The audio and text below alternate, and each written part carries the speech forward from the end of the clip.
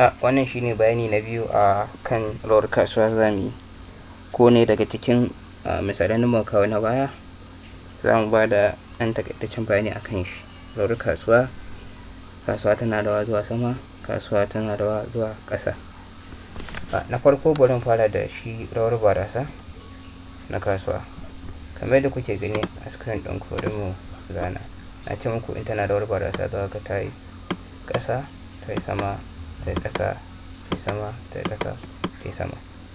Wato a lokacin shine wannan za ka fahimci ai tana rawar barasa ne.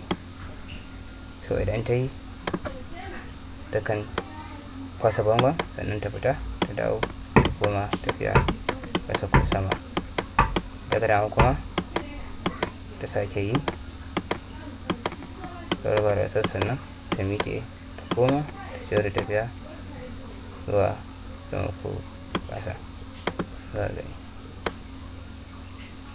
Wato wannan shine muke kiran shi rawar barasa ta kasuwa.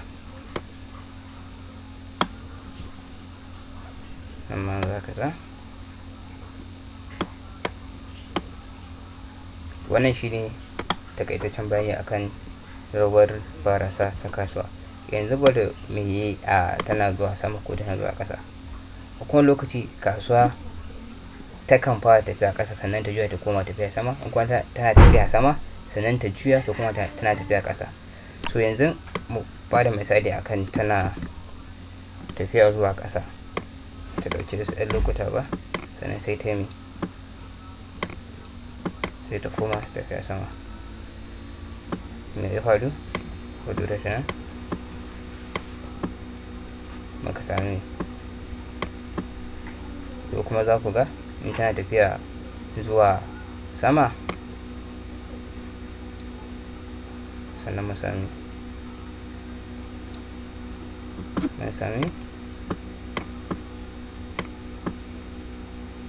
gani. An kuma za ku samu dabu a yadda za mu samu kiɗan tafiya da cikin tirikin gani.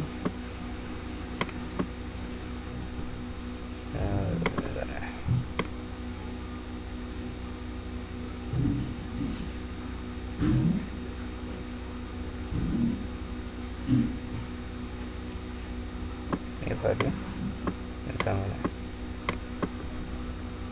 kuma akalla trend line ɗinmu me yake nuna mana, tana tafiya ƙasa, ta dawo tafiya sama.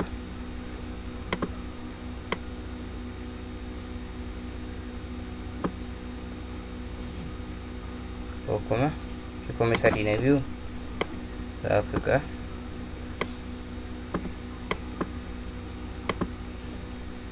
nan tafiya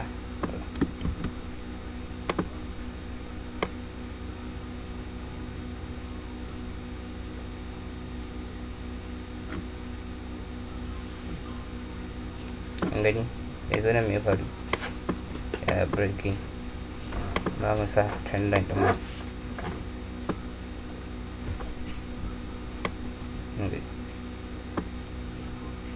Tana ga wannan su ne kaɗan daga ciki akan rawar kasuwa guda uku. Ina fatan wannan ƙalan haske akan abu da muka yi daga na baya. Sai mun haɗu a bidiyo na gaba.